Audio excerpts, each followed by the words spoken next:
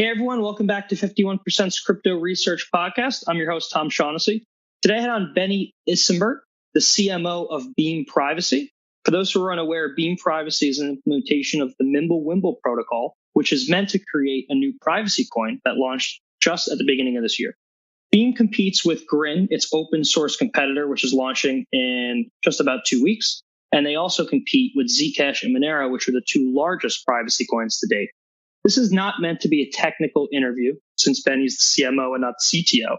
This is meant more to be an overview of Beam, what they're trying to solve, and their goals for the future. For those interested, we're going to link to our Beam privacy report below, which covers Zcash, Monero, Beam, and Grin, that we released ahead of time about 3 weeks ago today. That's linked in the show notes below. This is supposed to be a quick interview to get the fastest update available in the market because Beam just launched. With that, here's my conversation with Beni. Hey everyone, welcome back to the podcast. Today I have on Beni, the CMO of Beam. For those who are unaware, Beam is an implementation of MimbleWimble and is a privacy-focused coin. This is right up our alley because we just released a privacy coin report covering Zcash, Monero, Grin, and Beam. And Beam launched its mainnet at the beginning of the year. With that, Beni, how's it going? Yeah, I'm pretty good. Thank you very much. And thank you for hosting us today.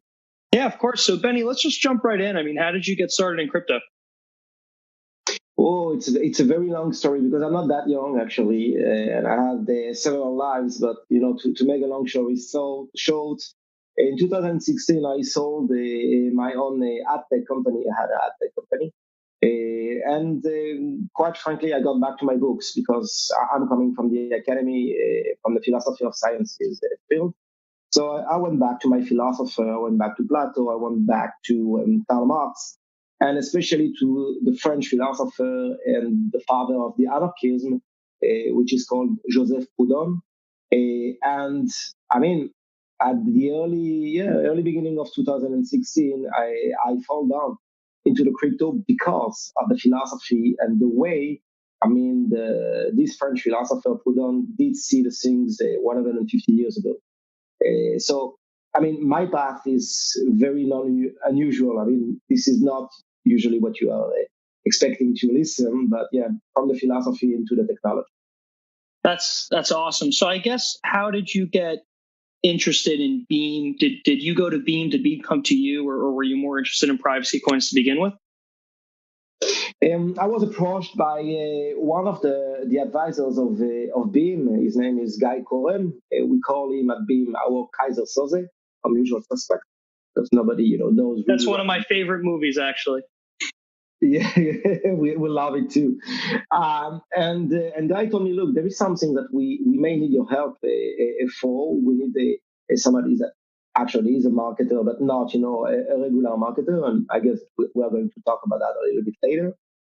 We need to build, a strategy where, honesty and integrity are the main keywords. And we need your skills for all, let's say the theory part and the academic part. And that's why I ended up, in with Beam. It was, 5 months ago. Yeah, well, long time ago. Yeah, no, it's catching up. So I guess, it makes sense to just go logically with all these things. So let's start with, what is MimbleWimble and how does that interplay with Beam? Okay, as MimbleWimble, first of all, is a very nice and elegant protocol that was written by an anonymous guy, which called himself Tom Jedusor. And sorry for the French accent, but I'm actually a French speaker. Tom Jedusor is the name of Tom Riddle from Harry Potter, which is Voldemort. So this protocol was written by this guy at the end of 2016. And right away, this protocol was written. Team decided to begin the implementation of this very elegant protocol. This is our friends from Grin, and we'll speak about them a little bit later. And at the beginning of 2018, another team, Beam, decided also to implement and provide its vision when it comes to this protocol. This protocol, this is exactly what we are trying to do. It's what Bitcoin had to be.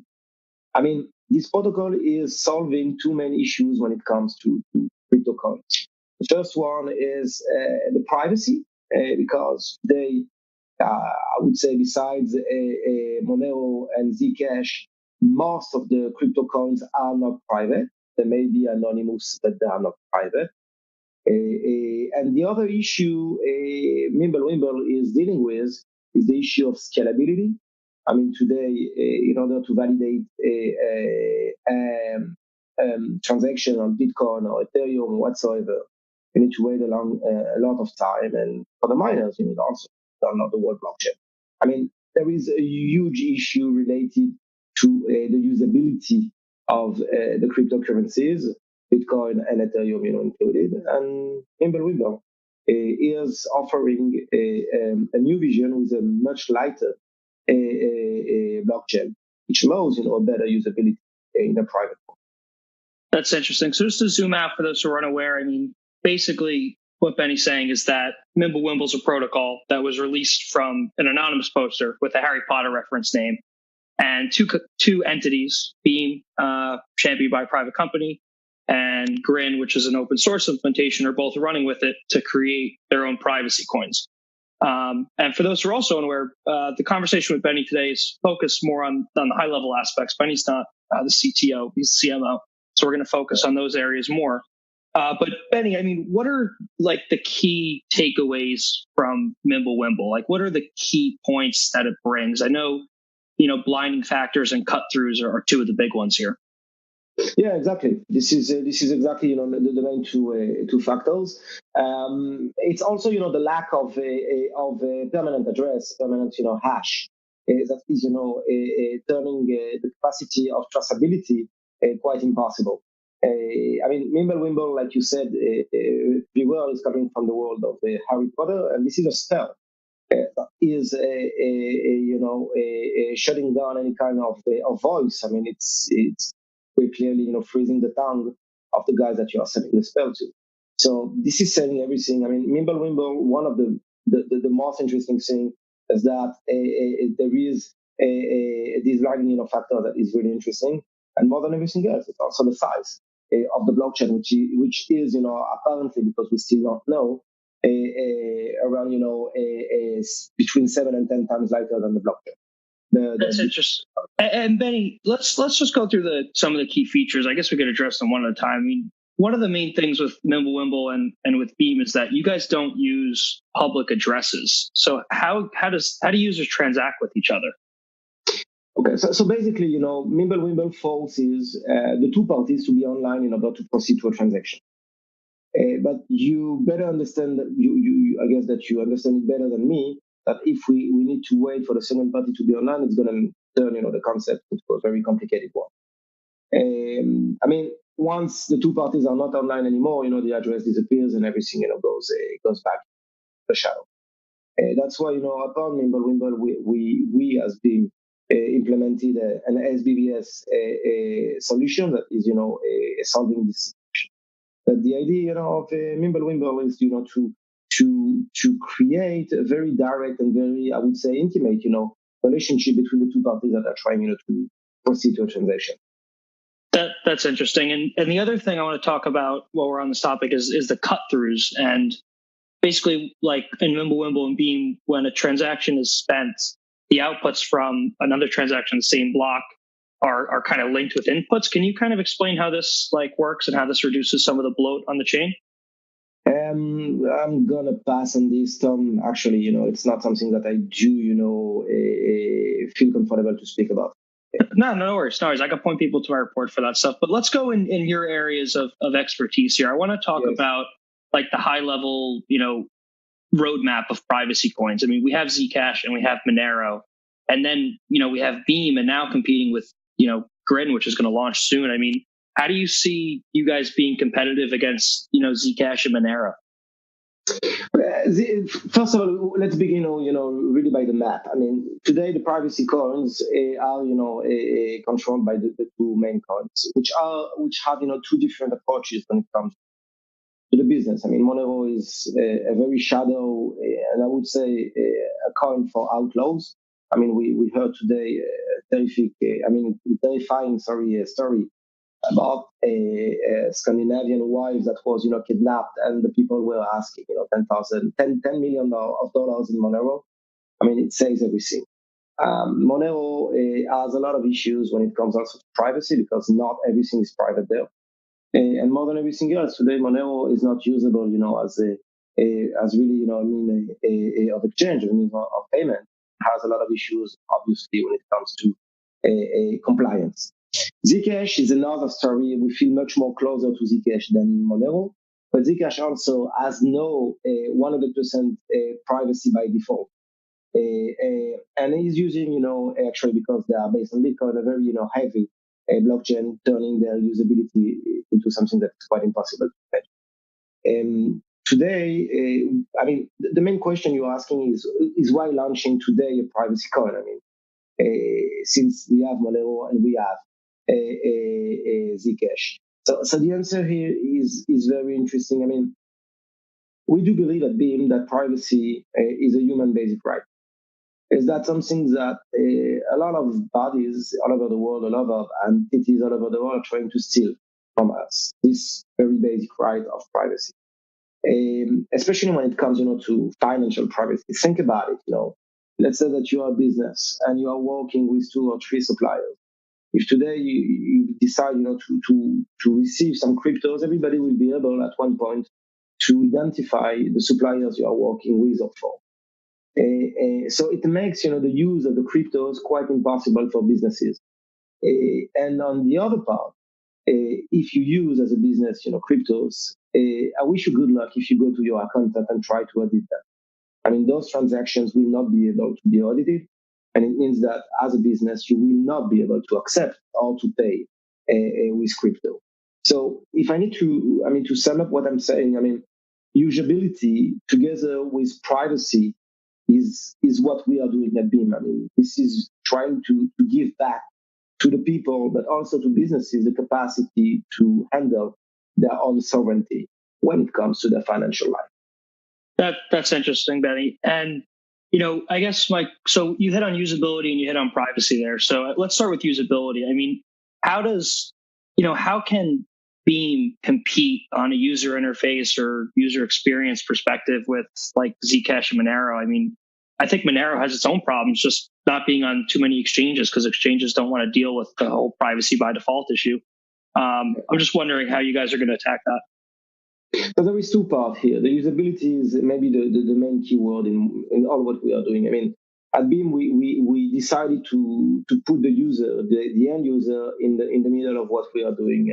And the client we are working for is the master we are serving. I may express myself this way. So, we launched, like you said, 1 week ago, and we launched directly with a GUI wallet, something that you can download on your desktop. That is very user friendly, very easy to use, and I recommend everybody, to try it at least, in order to understand what we've done on the user part. On the second level, we are going to release in the next couple of weeks a beta version of our mobile wallet, which is going to be available on Android at first and then on iOS. So it will also, offer, let's say, the non-crypto people to have a little taste of what we are doing. But more than everything else, based on the fact that we are going on, let's say, pro-compliance path, which will lead us to talk with regulators, but also with audit companies, we do consider the compliance part as one of the X factor of our usability when it comes to users. Got it. That's interesting. And, one of my other questions for usability is one of the problems I've always had with privacy coins is I've always thought people will just use them when they want to, transact secretly and then, get rid of them after. And, that's a velocity problem, but just stepping back, it's kind of like a long-term usability problem because, why would people hold these coins if they just want to use them and get rid of them? Do you think like a community can be built around Beam, or do you think that people are just going to use the currency when they, want to do private transactions and then get rid of it afterwards? This is a super interesting question, a very interesting question, actually. We are talking about 2 concepts here. We are talking about an SOV, a store of value concept, and maybe in the next step, a mean of exchange, a mean of payment, a concept. our wet dream is to have, a very specific communities to be able to use for their own purpose, our coin. Of course, it could be, an amazing use case, an amazing storytelling. But to face the truth, today we are on the store of value, a part of this business. I mean, we would like, to attract people and to let them understand that today the situation is very complicated when it comes, to store your assets. The only thing that you can do today, in order to be certain that you do a correct thing, is to go to your bank. And I wish you good luck because, I mean, today the bank system. I mean, I don't have, to comment about that. But it's a very complicated question. The second part is to go to the crypto world, and again, there it's if it's not private. I mean, at one point, the tax office of your own country will come to you, and it happened to me, by the way, and it will ask you some counts when it comes, to your crypto activity. So the idea here, it's not to hide, it's not to allow people to violate, to break the law. It's to let them decide whether they are able to disclose what they are doing in terms of financial transaction or not.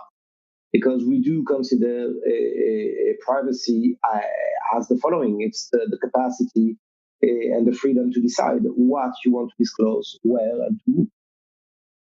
Got it. That's super interesting, Beni. And I'm just going back to this though. I'm just wondering. I mean, on Zcash and Monero, just staying on the competition front, I think that if we had to really boil this down and be simplistic here, I think people use Monero because it's private by default and it's the largest. And I think people use Zcash because it, has some, next level privacy capabilities through ZK snarks, but it's only available for a subset of addresses or use case transactions. Right now, it's around 15% lower for Z to Z addresses. Do you think that you could compete with Zcash on better privacy techniques, or Monero just on the size of their community? I'm just wondering how you're going to displace those two items, because I think they're very big mountains to overcome. Yeah, and thanks, for bringing me back, to the question. It's very important, and the question is super interesting. Yeah, concretely, I don't know if we want to compete with them because for Monero, they have their own community, and this community is very faithful. And they are, identified with, I don't like to say like that, but with the dark web and with some outlaws. So with them, we definitely don't want to compete because we are not talking to the same kind of audience, with all due respect. Zcash is not 100%, private by default, and based on the fact that they are based on Bitcoin, the size of their blockchain is very high. And this is where we are going to compete with them. I mean, this is where we are going to give them a fight, because our blockchain is way lighter than their one. And because everything on Beam and in general on MimbleWimble is 100% private by default. Got it. That's interesting. So just switching gears, circling back around to use cases for privacy coins. I mean, do you think that Beam and possibly Grin, which we'll discuss in a little bit, do you think that there'll be different use cases than Zcash and Monero, or do you think that you guys will have much of the same use cases? No, I'm quite certain that we're gonna have, to deal with new use cases. I mean, especially for Beam, I don't know what is the plan for Grin. I have a lot of respect and a lot of love for the team and for the project that obviously we are following for a long time now. That said, Beam, like I said at the beginning, is going to the compliance, path. I mean, we do understand at Beam that if we are trying to keep everything we are doing for ourselves and not trying, to be integrated into the world that we would like to change, but between you and me, we don't have at Beam a kind of violent anarchist vision of we are going to blow everything and rebuild everything. This is not us. I mean, we try to connect between the two worlds. I mean, between the crypto world and between, let's say, the fiat/regular world, and that's why we are willing, to be working on the compliant path, in order, to enable non-crypto friendly people like regular businesses or regular individuals to use our crypto, to use and to taste a little bit this world. So this is where I guess that we are going to compete with Zcash, because they are not there yet. Got it. That's interesting. And Beni, how do you see future use cases developing for privacy coins? Like, do you think it's always going to be, hide your data, hide your spending, donate to a political party without having to, share your data? Like, do you think that we'll have real consumer use cases, or do you always think it's going to be these like fringe anarchist type use cases? No, it's going to be definitely, this is going to go out and to go mainstream as soon as possible. I mean, I'm going to ask you a question, Tom. I'm based in Tel Aviv. I'm a good Jew, so I'm answering to a question by another question. I mean, you use a credit card on your cash, yes? Yes, of course. Those are private funds. I don't know if you understand that, but when you use cash, it's totally private. When you use your credit card, beside the credit company and your banker and yourself, nobody knows about what you are doing. This is of course. This is where we want to be. We want to bring the crypto there because the crypto is not there anymore. The Bitcoin is public, is maybe anonymous, but it's public. I mean, if I really want, I can know what kind of transaction was done by who. A lot of people don't know that everything on Bitcoin is public if you have the address. Yeah. Well, I mean, a lot of people know, but a lot of people new to the space don't know. Because most of the people do misunderstand, the concept of anonymity compared to privacy. I mean, if we speak a little bit about that, if you allow me, being anonymous is that your name is not known, but it's not necessarily private. Once I have know your name, I can know everything about you. Privacy is something else. Privacy means that you decide what you want to keep private and what you want to go public. And this is once again a right. This is a basic right, which is, by the way, protected by the U.S. Constitution, and today by also the EU with their new regulation. I mean, we are on the private side of the force, and we would like, to stick as much as possible to the current method of payment, like cash and like credit card, because those are private. And because they are private, they are usable by the main public. Got it. That's interesting, Benny. And let's switch gears a little bit. I want to talk about one of the key items of your company. And for those who are unaware, Monero is an open source project. Zcash is championed by more of a centralized foundation. And then MimbleWimble has you guys being championed by a centralized company. And then Grin, which is your open source, say, competitor, that's set to launch. So the dynamic is similar from first Monero and Zcash. So I guess the question is, what are the benefits of, pushing an open protocol through a centralized company? And do you get any pushback for that? I guess it was a very complicated, if we get back to our history, it was a very complicated choice to decide. I mean, whether we go to a community fair launch, identity like our brothers at Beam, at Grin, or we go, to a corporate in order to achieve a faster result in the best condition. I mean, most of the people at Beam are not kids. I mean, we've done some stuff in our lives. Myself, I told you, I sold my company a couple of years ago. Most of us, we are 40 plus. So we are coming from I would say, the Israeli startup ecosystem. So we did believe that the best way to achieve our goals, meaning to launch as soon as possible the first private coin on MimbleWimble, would be to adopt this temporary corporate identity, because Beam is going to be governed eventually by a non-profit foundation, which is going to be completely independent compared, to the company we are running today. I mean, in 2019, I mean, it's not going to happen, within 3 or 4 years. It's going to happen within a couple of months from now.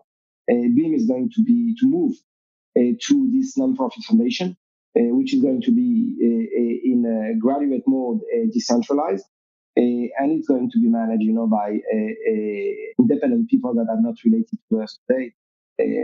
So we decided to go corporate in order to achieve, like I said, our goals. But it's not a finality. I mean, this is only a tool that we used in order to be the first coin to be called, a MimbleWimble coin.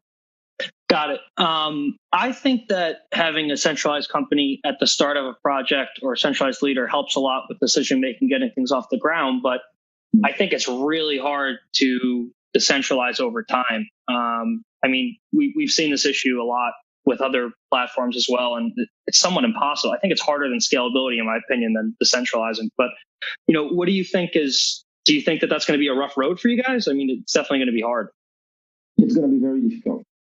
To be honest, I'm with you on this. It's going to be very difficult. But I mean, first of all, I'm not certain that myself I'm going to be, I'm going to live with Beam along to see this process going to the end, because most of the cases that the transition company is going to disappear, and it means that the people that are going to manage and to govern the coin, let's say from next year, 2020, are not going to be the people that are in the team today. But it's more related. Your question is more related to the governance.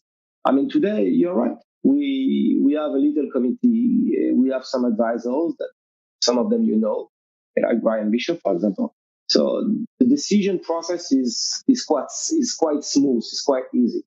Moving from this process to a full decentralized process, it's a very big challenge. But I mean, we are here for that. I mean, if somebody that I really like very much, Saint Augustine, the Christian philosopher, said something very right. He wrote something very right. He said, what is just in general is not easy, and what is easy is not. Yeah, no, it's interesting. I always wrestle with this because I look at things like Near Protocol or Hashgraph or stuff like that with more centralized setups, and I just think it's going to be really hard to decentralize over time. But I guess the flip side of that is Grin, your competitor that's open source, may have an issue on the flip side of that where they have problems getting off the ground or pushing changes early on. Yeah. No, I mean, there is no, I would say, perfect scenario here. We decided and we assume it, this identity, although all the critics, and you may understand that we have a lot of critics when it comes, to our corporate identity. But on the other side, if you choose, to look on the full part of the glass, it helps us a lot in terms, of developing and launching, what we are willing to do. And we proved it, 1 week ago, because after less than 9 months of existence, 4 testnets, we did it. We did launch, our coin before everybody else. When, for example, Grin, like you said it pretty well, are working on the protocol for the last 30 months from now.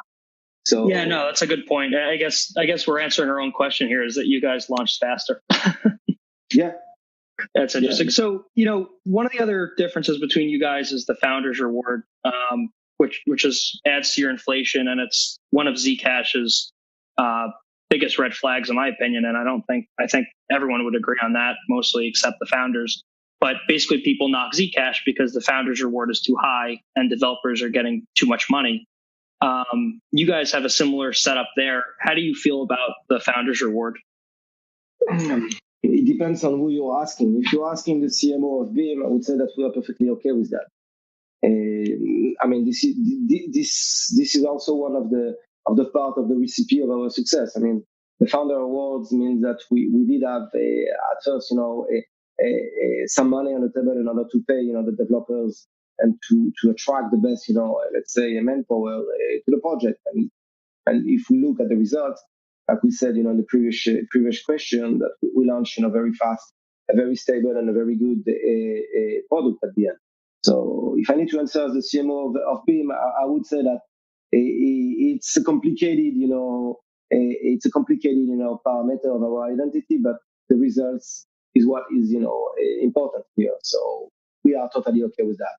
Now, if you ask me personally, I mean, this is something that is, really, really interesting, but we need to decide, if we want to stay living in a utopian world where everybody is working for free and everybody is taking risk for free, etc., or we are trying, to embrace a little bit some, let's say, capitalist or neoliberal, vision in order to achieve our goals, which are, very different than the capitalist one. So I would say that we are totally okay with that. I mean, I understand that people, are in a very complicated position toward, Zcash because of that. And some people are not, also understanding why we did this. But again, we launched on the 3rd of January after 8 months of development. So it worked.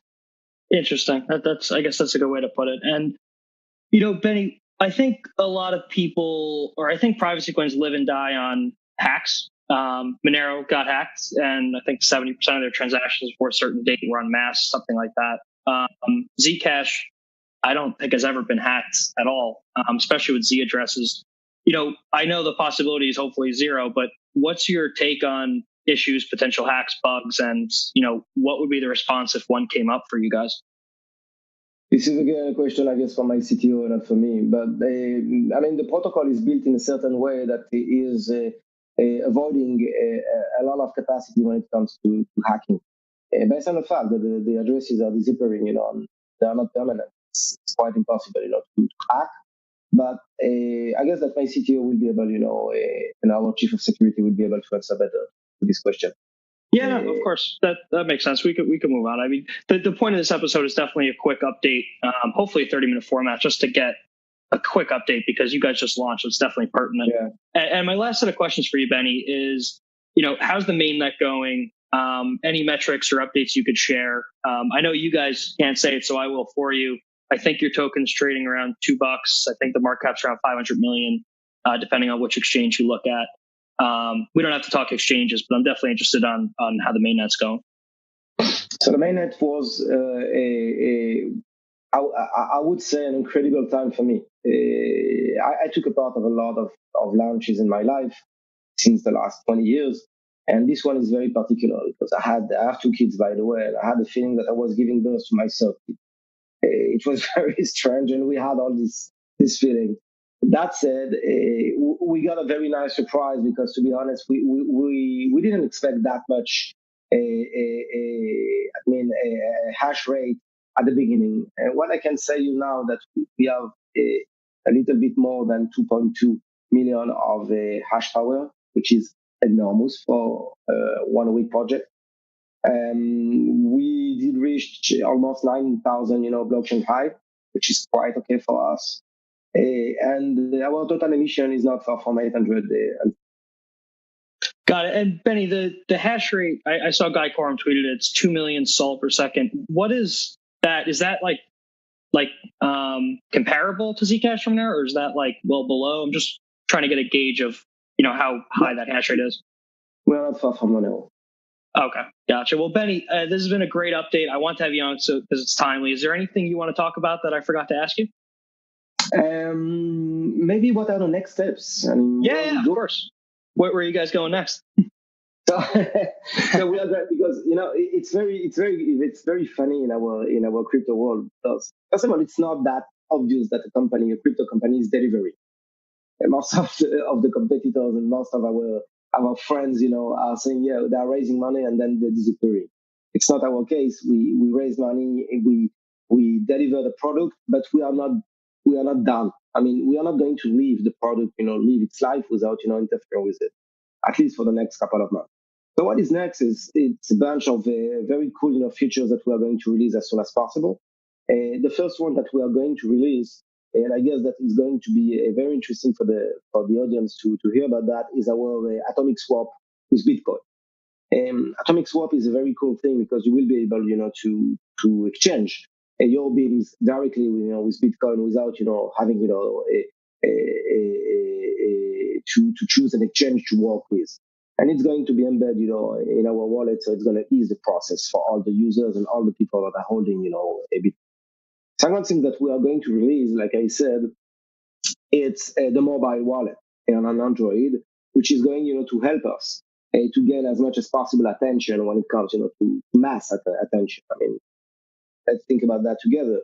If you're able, to have your own wallet with your own beams on your own cell phone, Android is not the most private, let's say, OS, but this is what it is. So it's going to change also a lot when it comes, to the usability of Beam.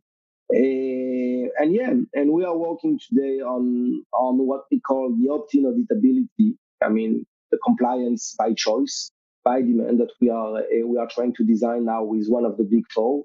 When it comes to audits, I can right now, disclose the name of one of them, but we're working with one of the big four in order to design our, auditability, our opt-in auditability, in order to go, like I said at the beginning of this interview, on the compliance path.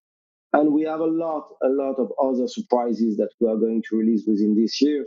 And yeah, I mean, you are going also to see us in some events and maybe to hear about it, on several other channels than the regular crypto one, because this is what we are willing to do. I mean, we do see ourselves and what we do here as a mission, as a vocation. I mean, we are really trying, to bring the crypto, the right to biodiversity when it comes to currencies to mankind, I mean, to the people.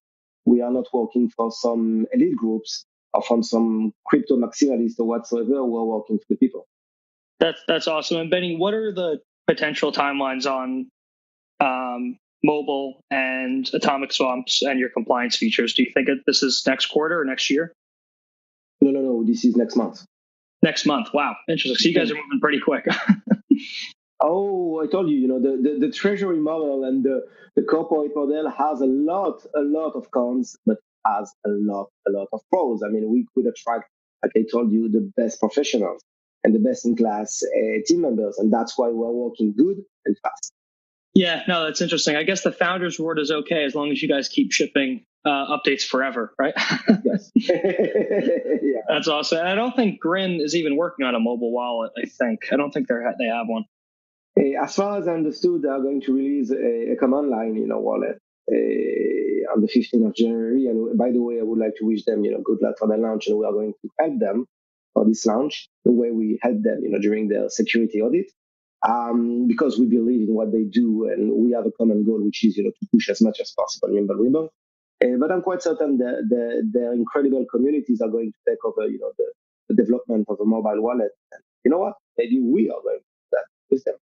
Yeah, no, that's interesting. And Benny, I have to ask, don't commend me for asking, but I believe in extremes. I mean, I just don't see a world in where you guys and Grin can coexist. And to be frank, I've always been a favor of the open source alternatives, but for smaller projects, I'm starting to side with those pushed by companies because I just think it's too hard to get these things off the ground and the community's so saturated. I mean, do you think there'll come a time when people have to decide between you and Grin?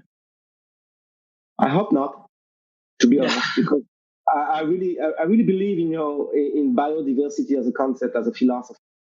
I mean, the capacity to, I was raised in Europe and I'm living in a modern country in Israel.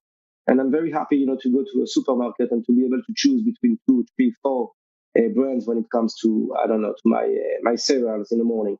So I really would like, to offer the capacity to the users, to the crypto users, but also to the, let's say, to the mainstream public to decide when it comes to privacy coin, what coin fits the most, their expectation. So I'm sorry, but I'm not on a monovision when it comes, to the privacy coins. Privacy is one of the most important concepts in 2019. I guess that you do understand that better than me, based on all the scandals at Facebook and all of that. So, I mean, we're going to gain a lot of attention to the privacy area. And I don't know. And this is not Bill talking. This is Benny as a human being. I wish that we could be able, to build much more, comprehensive bridges with our friends at Grin and maybe join force at one point, because we do have complementary identities and similar goals. So why not? But the biodiversity is for me the key to freedom and to democracy. To be able to write, to be able, to choose what kind of product you are willing, to adopt. Got it. And last question for you, Benny. And those who are listening could click the link below and see all our tables on this. But I kind of tracked Bitcoin's privacy upgrades or potential, and there's a bunch from Tumblebits, Stonewall, CoinJoin, Schnorr Signatures, BIP 151. There's a lot of them. It's all linked below. And then Ethereum's working on Aztec.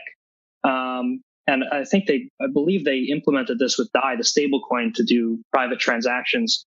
Are you concerned that if the larger cryptos implement privacy implementations or upgrades, that this could hamper you guys in any way?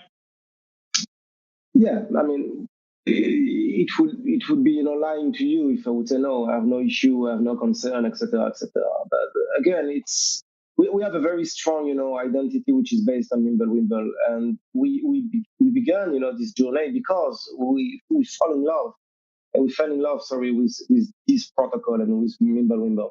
So I would say, unless Bitcoin or unless Ethereum are going to adopt MimbleWimble, I will not begin to be concerned.